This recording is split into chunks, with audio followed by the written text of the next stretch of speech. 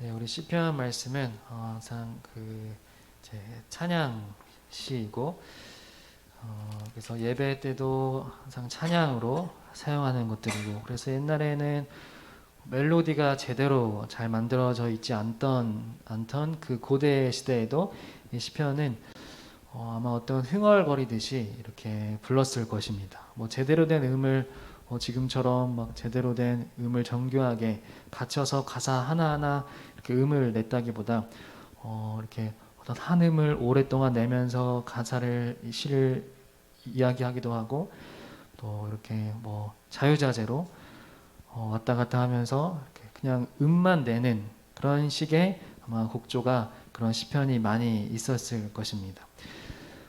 그래서 오늘 이 한 절씩 우리가 노래하듯이 찬양하듯이 한 절씩 부르고, 또 말씀을 또 어떤 의미인지 보면서 말씀을 들으면 참 좋을 것 같은데요. 시편 89편은 이제 포로기 이후에 기록된 것으로 보기도 합니다. 유다 공동체가 이미 멸망을 한 후에, 그 후에 다윗의 언약을 다시 기억하면서 하나님의 언약을 다시 상기하면서 노래하고 있는 시편입니다. 사무엘하 7장에서 다윗에게 너의 나라가 영원하게 할 것이다 라고 약속하신 그 말씀이 무너진 상황에서 그 말씀을 다시 떠올리면서 기억하고, 이렇게 다시 하나님께 그 언약을 다시 꺼내는 것입니다. 하나님과 다윗 사이에서 맺어졌던 그 언약을 그 언약은 무너졌지만 이 시편 기자는 다시 그 언약을 이제 떠올리는 것입니다. 우리 2절을 함께 읽도록 하겠습니다. 시작. 내가 말하기를 인자하심이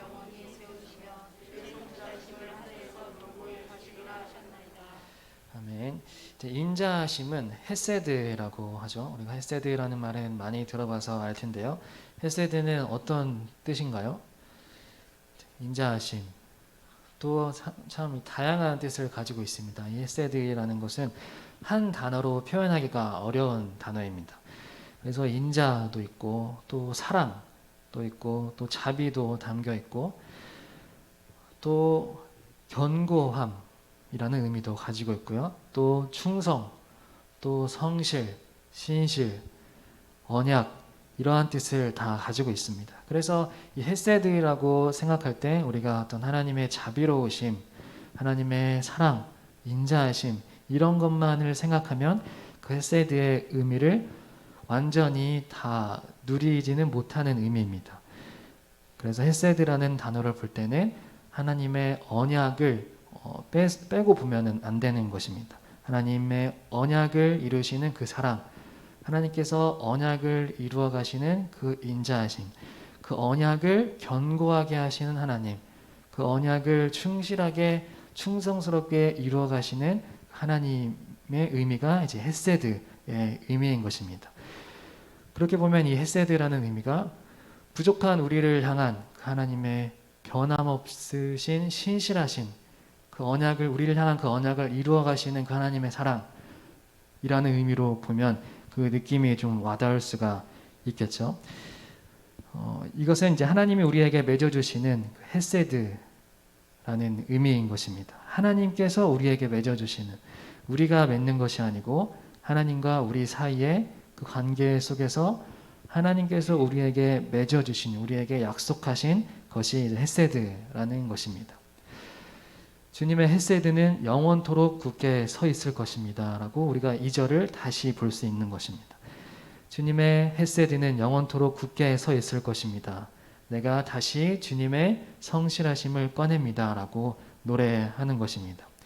인간의 그 연약한 상태에서 구할 수 있는, 인간의 부족한 죄 중에 거한 상태에서 구할 수 있는 간구입니다. 내 신실함 또는 내 충성스러움, 내 견고함을 노래하고 선언하는 것이 아니라 하나님께서 말씀하시고 약속하셨던 그 약속을 꺼내는 것입니다. 그래서 우리의 삶은 우리가 어떻게 수고하느냐, 어떻게 노력하느냐가 아니라 하나님께서 무엇을 말씀하셨느냐, 하나님께서 어떻게 말씀하셨느냐가 우리의 신앙의 시작점이 된다라는 것입니다. 그래서 우리는 이렇게 기도하고 꺼내야 되는 거죠. 하나님, 제가 한 약속이 아니라 하나님께서 하신 약속입니다. 하나님께서 하신 말씀입니다. 하나님께서 말씀하시지 않으셨습니까? 하나님의 말씀을 다시 일러드립니다. 신실하신 하나님, 기억하십시오. 이렇게 우리는 요구하고 하나님께 간구할 수 있습니다. 우리가 3절을 다시 우리가 3절을 읽도록 하겠습니다. 시작.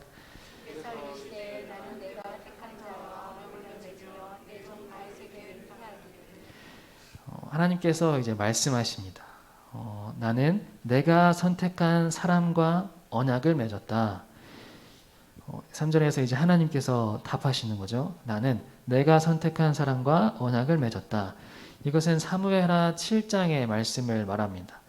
사무엘하 7장 11절에서 13절까지 우리 한번 찾아보겠습니다. 사무엘하 7장 11절에서 13절까지의 말씀입니다.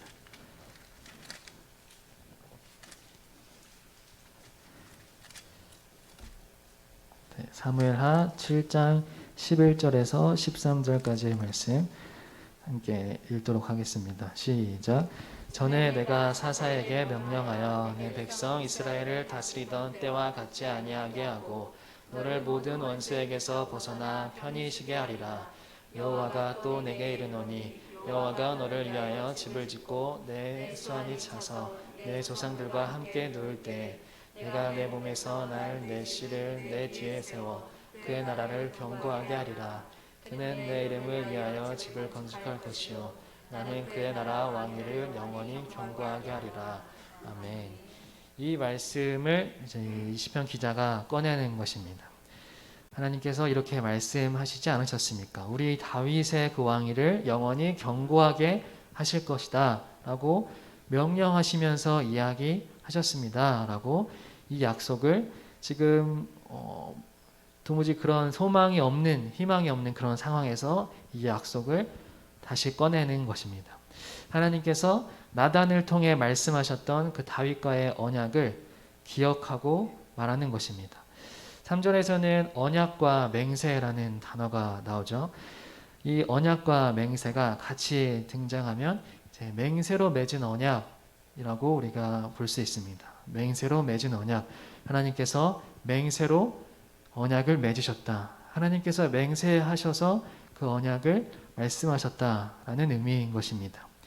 맹세는 언약을 강하게 만들어주는 그런 의식이죠. 하나님께서 언약을 말씀하셨는데 맹세하면서 말씀하셨다라는 것입니다. 하나님이 선택한 사람 다윗 종에게 맹세하면서 말씀하셨습니다. 그리고 우리가 그리고 이 내 종이라는 것은 아브라함에게도 말씀하셨고 또 야곱에게도 그리고 모세와 여호수아에게도 하셨던 하나님이 언제나 강하게 부르실 때 내 종이라는 표현을 했었습니다.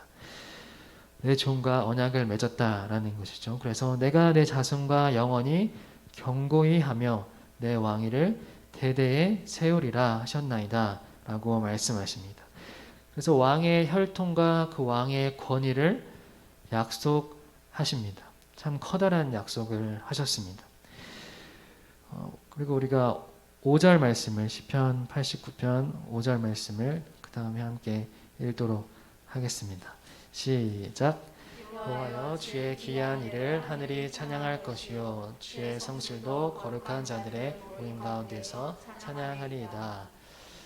이제 하늘을 향해 찬양하라라고 말합니다. 이것은 자연 세계의 저 하늘을 말하기도 하지만 더 나아가서는 하늘에 있는 천군 천사를 뜻합니다. 하늘에 있는 그 천상의 존재들을 향해 하나님을 찬양하라 라고 말씀하시는 것입니다. 그러면서 천상에서 회의하는 자들을 말하는데요. 거룩한 자들의 모임이라고 나오죠. 이것은 그 당시 고대 문화 속에서 참 많이 사용되는 표현이었습니다. 유다 공동체에게는 하나님이 한 분이시지만 세상에는 참 많은 신들이 있었습니다. 많은 민족 가운데 우리의 신, 그 민족의 신, 또 어느 나라의 신, 어느 부족의 신, 이러한 신들이 다 자기들의 하늘에 다 있었다는 것입니다. 그것들을 향하여서 이 시편 기자는 그 너희가 하늘에 있는 신이라고 하는 그 신들 중에 모임이라고 하는 그 하늘에 있는 존재들도 하나님을 찬양해라 라고 선언을 하는 것입니다. 너희의 민족의 신, 너희가 믿는 그 신들, 그 신들도 다 하나님에 비하면 아무것도 아니다. 하나님의 손 아래에 있는 것들이고 하나님을 너희는 찬양할 존재일 뿐이다. 하나님의 피조물일 뿐이다. 라고 이렇게 선언을 하는 것입니다. 그리고 우리 6절도 한번 읽도록 하겠습니다. 무릇 구름 위에서 능히 여호와와 비교할 자 누구며 신들 중에서 여호와와 같은 자 누구리이까.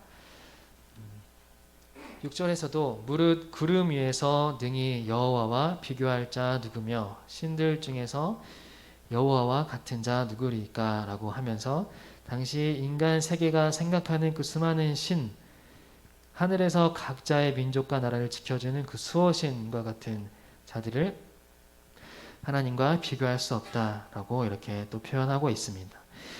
이제 시편은 하나님을 향해서 또 그 다음 절에 보면요, 우리가 8절을 함께 읽도록 하겠습니다. 시작. 여호와 만군의 하나님이여 주와 같이 능력 있는 이가 누구리이까. 여호와여 주의 성실하심이 주를 부르나이다. 우리 7절도 함께 보도록 하겠습니다. 시작. 하나님은 거룩한 자의 모임 가운데에서 매우 무서워하는 이시오며 불러 있는 모든 자에게 더욱 두려워하는 이시니이다. 네, 이제 7절에서는 그 하나님을 두려운 존재로 더 강하게 말하고 있습니다. 하나님은 무서운 분이다. 하나님은 두려운 분이다. 이 두 단어는 항상 같이 많이 쓰이는 것 같습니다. 그 하나님의 권세와 그 영광을 나타낼 때 주로 쓰이는 하나님의 두려우심, 하나님의 무서우심입니다. 그러니 하늘에 있는 신들도 하나님의 권세와 영광 앞에 모두 무섭고 두려운 분이다. 너희는 두려워하라 라고 이 시편 기자는 노래를 하고 있습니다. 그래서 8절에서도 더 이제 군사적인 하나님을 나타냅니다. 만군의 하나님, 여호와 만군의 하나님이여 주와 같이 능력 있는 자가 누구리이까 라고 하면서 그 모든 신들도 다 강한 군대처럼 무너뜨리실 무서우신 하나님, 두려운 하나님으로 노래하고 있습니다. 우리 9절을 함께 읽겠습니다. 시작. 주께서 바다의 파도를 다스리시며 그 파도가 일어날 때에 잔잔하게 하시나이다. 네, 구약 시대 이 바다는 어떤 혼돈과 어떤 무질서, 혼란한 그런 상태를 이제 뜻하는데요. 그 고대 옛날에 많은 신화 속에서도 이 바다에서 많은 영웅들이나 어떤 신화들이 많이 탄생하게 됩니다.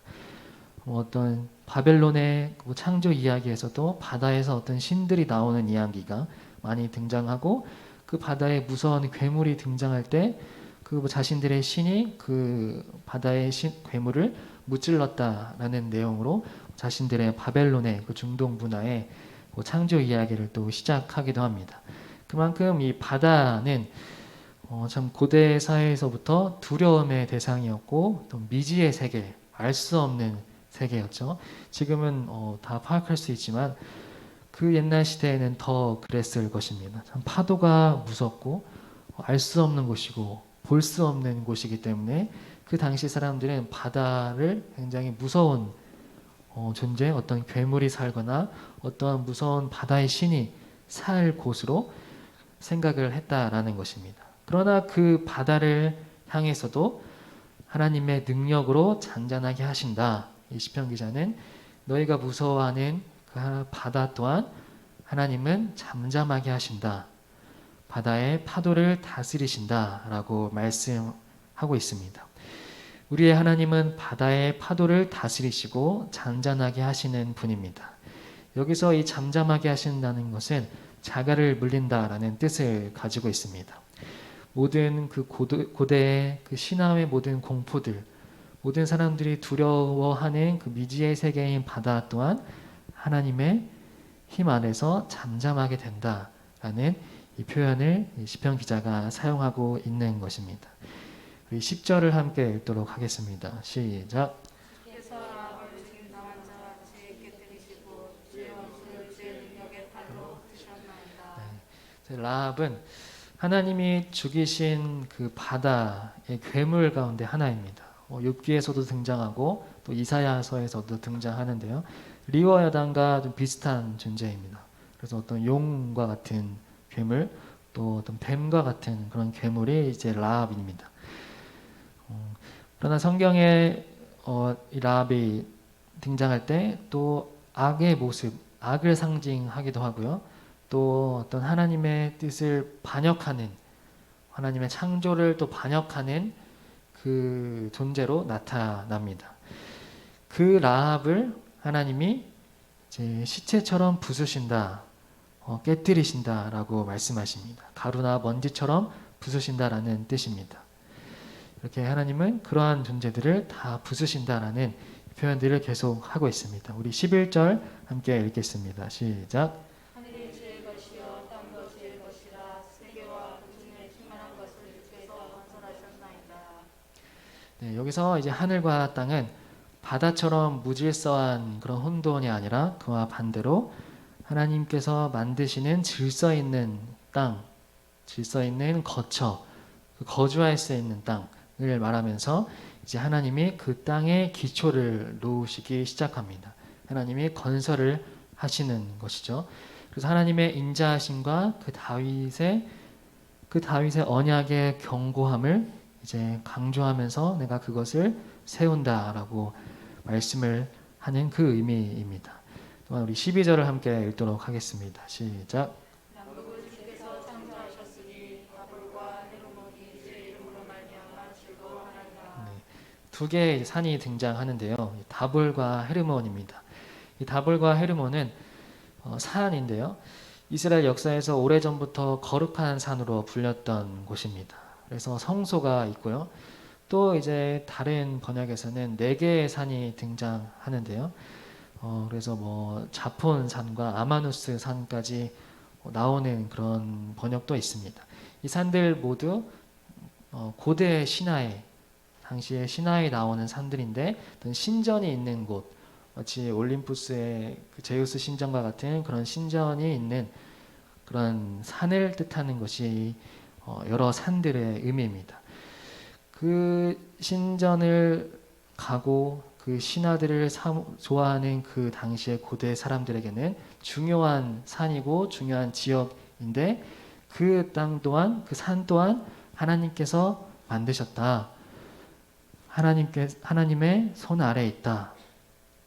하나님의 그 권위 아래에 있다라고 이렇게 말을 하는 것입니다. 이 산들을 거론하면서 그 너희의 신전들도 다 모두 하나님의 손 아래에 있고 하나님의 피조물일 뿐이다. 하나님의 창조하셨다. 하나님의 주권 아래에 있다라고 이 시편 기자가 말하고 있는 것입니다. 우리 14절을 함께 읽겠습니다. 시작.